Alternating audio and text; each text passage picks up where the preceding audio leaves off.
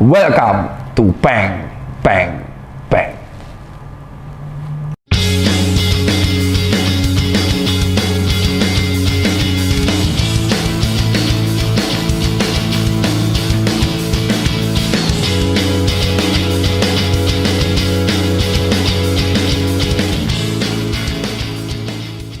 Yo.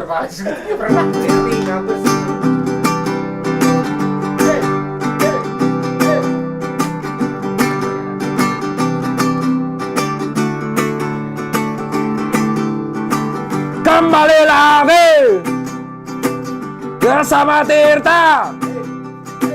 Bang bang bang bang bang. Channel salah. Kembali lagi bersama dengan Tirta Bang bang bang alias konten yang lumayan bermanfaat ya. Sebenarnya pencitraan sih biar kelihatan dokter. Enggak beneran. Tapi di kali ini kita akan membahas request netizen mengenai Dok, isoman kok banyak berita negatif sih, banyak meninggal. Sebenarnya gimana sih, Dok? Cara menandai kegawat daruratan isoman. Yang pertama adalah kamu harus bisa bedain flu sama COVID. Nah, kan dipikir pasien saya cuman COVID doang, enggak. Banyak yang mengeluh ke saya tuh COVID, DB, gejala influenza, tipoid masih ada.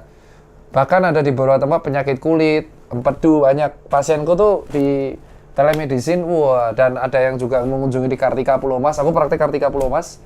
Kalau ada yang mau datang ke sana. Sehari berapa pasien, Bro? Nah, kalau aku sekarang difokusin telemedicine, buset, seribuan. Rata-rata 600, 700, paling banyak 1100. Bisa lah, gitu kan. Jadi, pertama kalian tuh ada beberapa pasien aku curhatin ya. Jadi, rata-rata orang yang curhat di telemedicine-ku itu, mereka sudah tahu mereka gejala COVID atau flu. Demam, nyeri sendi, dan mereka itu tahu bahwa apa yang harus kulakuin ya dok gitu. Ada yang malas swab karena dia tinggal sendiri. Orang COVID gimana dia swab? Gak mungkin kan. Atau nggak ada duit. Atau takut dikucilkan tetangga. Kita nggak usah bahas itu. Jadi pada dasarnya influenza pun itu sebenarnya cara penanganannya juga isoman. Kamu tahu pernah nggak ketika yang aneh itu di Indonesia, kalau orang gejala flu tuh disuruh masuk kerja sama disuruh sekolah, yang terjadi adalah satu kelas pilek semua. Sama persis. Jadi 100 tahun yang lalu, buset, di influenza, aku kasih bukunya nanti, ada namanya membedah sejarah mengenai flu Spanyol. 100 tahun yang lalu, Indonesia tuh kehilangan 20% populasinya karena flu Spanyol. Dan 100 tahun kemudian sekarang influenza cuma pakai obat warung aja bisa. Obat, sebenarnya bukan obat warung, tapi obat-obatan yang hijau, lingkarannya hijau, bisa dibeli bebas. Dan karena virus itu menyebar lewat droplet, itu kalau kamu bersin dan kena udara akan bisa mudah viral, mudah menularkan, mudah diviralkan. Sebenarnya viral itu istilah ini ya. Viral itu ya mudah menular gitu. Kenapa sebutan viral? Karena viral itu memang mudah menular. Virus itu sifatnya viral, jadi lebih mudah sangat menular dan sangat menyebar. Nah, di zaman dulu kalau kita pilek dikit aja, manja, treatmentnya itu harus isoman. Tapi karena kita kebiasaan pilek nekat kerja, jangan jadi giliran saya pilek, kamu pilek. Harusnya nggak boleh. Nah, buat kalian semua nih, buat yang isoman dan nonton isoman, satu, gejala awal terkena infeksi virus itu ada demam dan nyeri sendi, dinamakan flu-like syndrome. Jadi demam, nyeri sendi, badan gak enak, itu adalah gejala awal virus masuk ke tubuhmu. Dan ini nggak bisa dibedain. 3 hari awal tuh nggak bisa dibedain. Entah itu virus influenza, atau mungkin campak, amit-amit ya, atau mungkin flu COVID, atau SARS, flu burung, nggak ada yang tahu. Yang jelas, gejala infeksi ketika ada benda asing masuk ke dalam tubuh kita, itu adalah flu-like syndrome, di mana gejalanya adalah trias. Demam, antara 37,8 sampai 38,5, jarang sampai 39. Kalau 39 tuh berarti dia infeksinya ada sistemik banget. Nyeri sendi, pegelinu, terutama sendi-sendi besar, yaitu sendi kubiti, terus patella, ini lutut, ankle, pegel parah. Terus ketiga, mual. Jadi bukan, mual ini tuh karena reseptor virus ini juga ada di lambung. 3 ini tuh terjadi di 3 hari. Kalau kamu merasakan, ini karena yang konsul ke aku semua sama ya, jadi dari 1000 pasien tuh 80% gejalanya kayak gini semua. Jadi buat kamu yang nonton ini, Yang bisa kamu lakukan adalah beli paracetamol 500 mg 3 kali sehari. Jika kamu ada alergi paracetamol, jangan. Jadi kalau kamu nggak ada alergi paracetamol, kalau kamu udah merasakan badan nggak enak, pakai paracetamol dan ini obat ringan. Obat ini dicerna di hati. Kecuali kamu ada gangguan hepatitis C atau gampang kuning, nggak boleh minum paracetamol. 3 kali sehari, yang 500 mg. Atau kamu pakai Sumagesik yang 650 mg pun bisa. Tapi maksimal juga 3-4 kali sehari. Dok, saya demam. Berarti kalau gitu saya minum paracetamol 20 tablet. Mati dah. Mati, bos. Jangan ya. Jangan. Paracetamol itu kandungannya. Kamu bisa beli yang merek kayak Sanmol atau Intunal yang dicampur. Kadang ada dicampur sama pengencer dahak. Ya.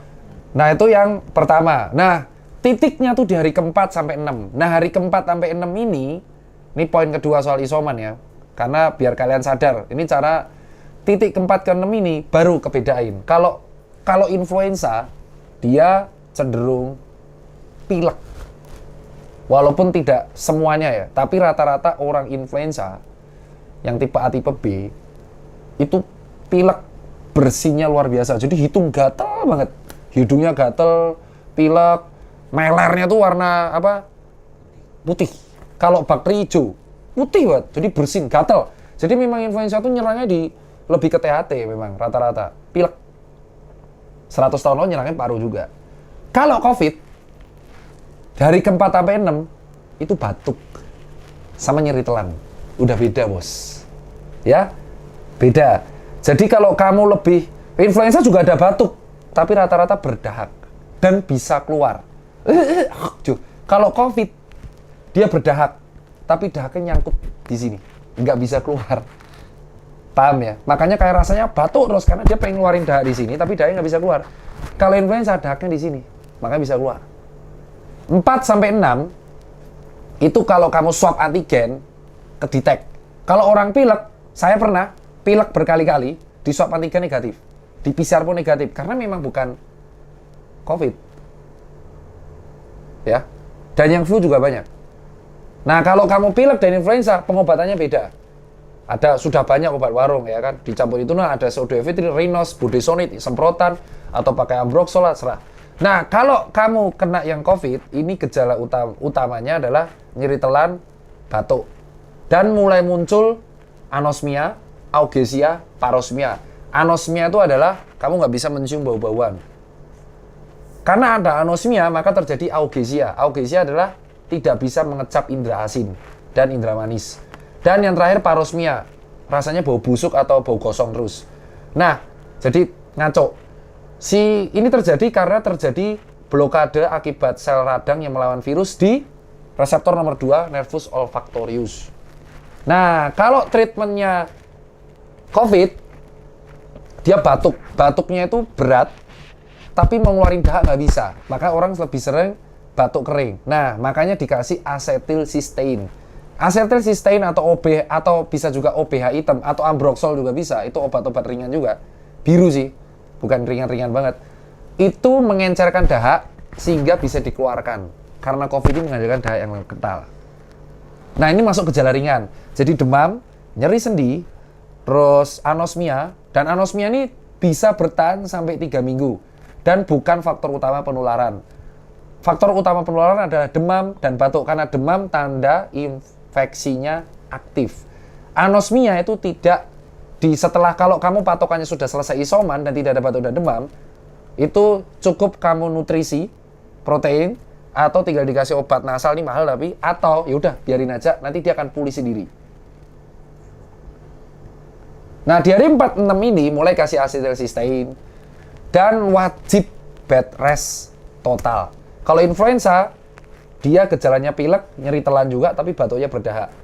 Ini semuanya isoman, isolasi, supaya energi tubuh difokuskan untuk mengurus COVID. Makanya kalau kita kena COVID, itu rasanya lemes banget. Karena lemesnya ini, karena energi tubuh kita tersita di limfosit, untuk mencetak limfosit-limfosit baru untuk menghajar si COVID-19.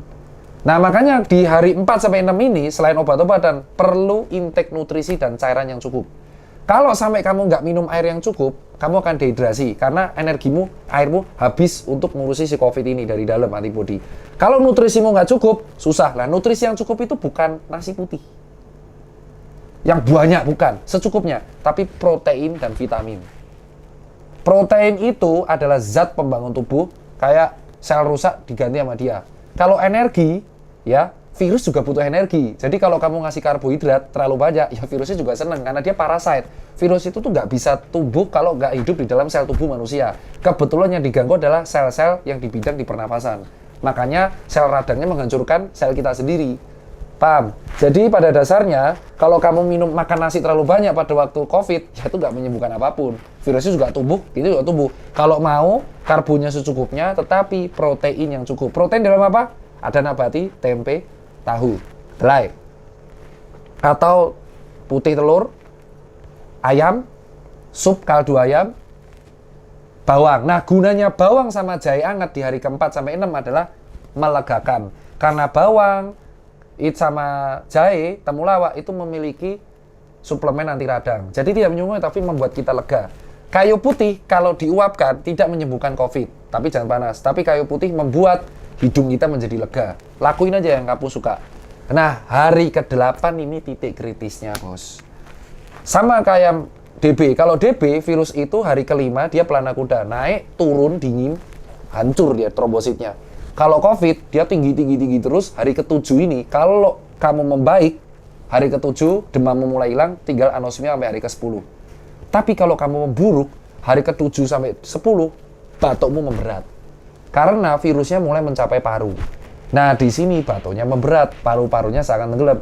Di hari ke-7 sampai 10, jika batukmu tidak membaik dan saturasinya mulai di bawah 90%, kamu harus ronsen. Karena untuk mengecek seperti apa parumu dan harus cek darah. Seperti apa dedimermu dan kawan-kawan. Nah, lansia itu rata-rata mencapai fase yang kritis ini. Jadi di hari ke-78, rata-rata lansia batuknya memberat, mulai dehidrasi. Karena anosmianya semakin parah, jadi dia nggak nafsu makan.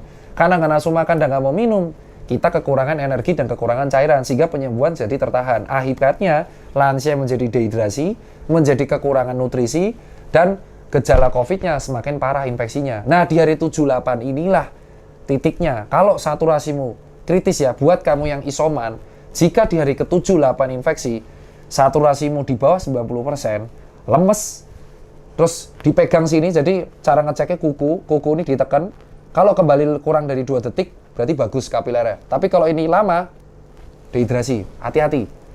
Berarti kamu udah gejala dehidrasi, nutrisi, dan gejala infeksi selanjutnya. Ini obatnya beda. Harus dibawa ke rumah sakit. Kalau tidak ada rumah sakit, kamu harus suplai oksigen dulu. Masuk O2 kecepatan 2 liter lewat nasal, NRM atau kawan-kawan. Selesai. Jika berlanjut sampai hari ke-10, normalnya orang 80% di hari ke-10 ini udah nggak demam, tinggal batuk tipis-tipis, anosmia tipis-tipis. Sudah bisa lepas obat. Nah, tapi 20% orang di hari ke-10 itu kritis. Karena dia menyerang paru, saturasinya anjlok di 70 dan menyebabkan badai sitokin. Dan akhirnya karena imunnya rendah, dia kena infeksi sekunder. Jebret lah, infeksi sekunder ini yang akan finishing lagi. Infeksi sekunder adalah suatu kondisi ketika virus itu ngobrak-ngabrik paru kita, imun kita tersodot, akhirnya kita nggak bisa bertahan dari penyakit lain. Akhirnya aureus lah yang masuk ke dalam tubuh kita dan memperparah si pneumonia. Nah, azitromisin dan si antivirus itu berguna, antibiotik itu berguna untuk menalangi infeksi sekunder di gejala berat dan di rumah sakit. Jadi pemberian antibiotik ini kalau diberikan di gejala awal sangat tidak bermanfaat sekali, bosku. Blas. Kenapa? Karena di infeksi dari hari ke-1, hari ke-6 itu yang terjadi adalah infeksi virus. Lah terus kasih aja antivirus. Enggak, bro. Ini masih self limiting. Antivirus itu berguna untuk di rumah sakit ketika fase di hari ke-7 ini, bos. Ketika gejala sudah memasuki gejala berat dan sedang. Untuk menggebleng si hajar si aktivitas virus. Kalau kamu memberikan di hari 1-3 itu yang terjadi efek sampingnya banyak. Mencret, diare itu efek sampingnya yang paling sering. Nah, azitromisin ini untuk mencegah terjadi infeksi sekunder di ICU dan di ruang isolasi. Jadi tunggu lihat gejalanya dulu. Tepat. Makanya menangani virus itu harus isoman dan wajib follow up. Kenapa di Indonesia banyak yang meninggal? Karena pasien isoman terlalu banyak, nggak ada yang follow up. Dan titik kritis itu hari 68 ini gitu. 78 ini bro.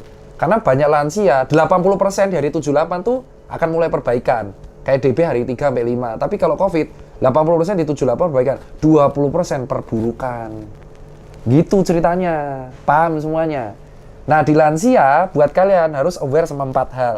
Untuk kalian di rumah yang punya anggota keluarga di usia 50 tahun ke atas atau 60 tahun ke atas yang kena gejala COVID atau infeksi. 1. Saturasi.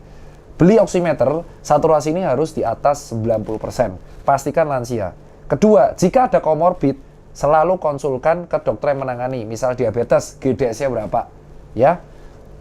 Terus habis itu kolesterolnya berapa, tensinya berapa. Ketiga, nafas. Nafas ini kecepatannya 16 sampai 24 kali per menit. Contoh. Ini 1. Jadi kalau autonom rata-rata 12 sampai 16 anak muda. Kalau di atas 24, berarti dia paru-parunya lagi tersiksa banget, hipoksia. Kamu bisa ngitungin jam semenit, hitungin nenekmu atau kakekmu dalam napas.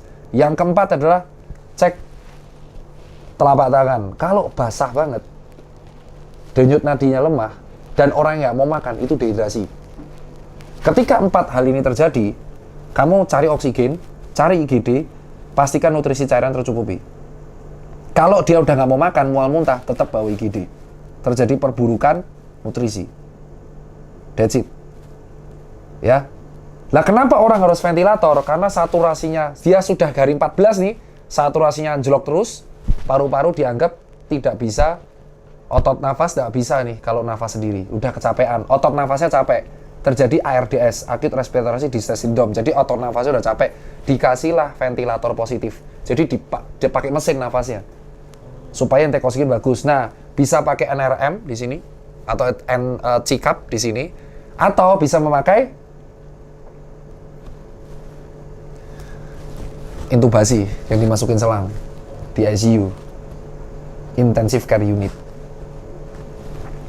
Setelah sembuh isoman, kamu masih kriteria sembuh isoman itu ada 2. Satu, kamu sudah isoman 10 hari dan ditambah 3 hari terakhir tanpa obat, itu bebas demam, bebas batuk. Kamu masih bisa anosmia, PCR-nya masih bisa positif, karena ini ada bangkai-bangkai virus yang nutup di sini. Makanya kalau ada yang edukasi cuci hidung, itu bagus, tapi dilakukan bukan untuk menyembuhkan COVID, tapi membasmi atau melancarkan aliran sinus atau mengaktifkan lagi silia. Sehingga kamu udah cocok lolos isoman. Nah, makanya kantor yang bilang syarat sembuh itu PCR negatif nggak tepat. CTV lo nggak jadi patokan. Syarat sembuh yang kedua adalah, ya, kamu keluar dari rumah sakit, itu masih disuruh isoman di rumah. Karena untuk adaptasi. Nah, saat kriteria sembuh kedua adalah, kamu isoman 14 hari, PCR negatif. Kalaupun masih positif, lihat yang syarat pertama. Jadi syarat negatif ini kedua. Syarat pertama itu yang pertama ini. 10 hari isoman dan 3 hari terakhir bebas gejala. Dok, tapi saya 3 hari ini masih batuk. Ya, tambah lagi 3 hari, kelipatannya 3. Jadi plus 3, plus 3, plus 3, plus 3. Bukan plus 14, tapi plus 3, plus 3, plus 3. 3 hari masih ada batuk, tambah lagi 3, tambah lagi 3. Karena yang nular itu dropletnya. Kedua, yang tadi PCR negatif. Ketiga, kamu kalau masih anosmia, santai. Cukup nutrisi proteinnya bagus. Vitamin C secukupnya, kalau ada lambung ganti vitamin D3 1000 unit sekali sehari. Itu efektif. Masih bisa, jangan takut. Dan keempat, saat sembuh isoman, kamu masih lemes selama sebulan. Mungkin masih suges sesak napas atau mungkin masih mual. Tinggal kasih obat lambung. Karena apa? Itu recovery-nya. Itu buat kalian yang isoman. Sampai jumpa di konten berikutnya.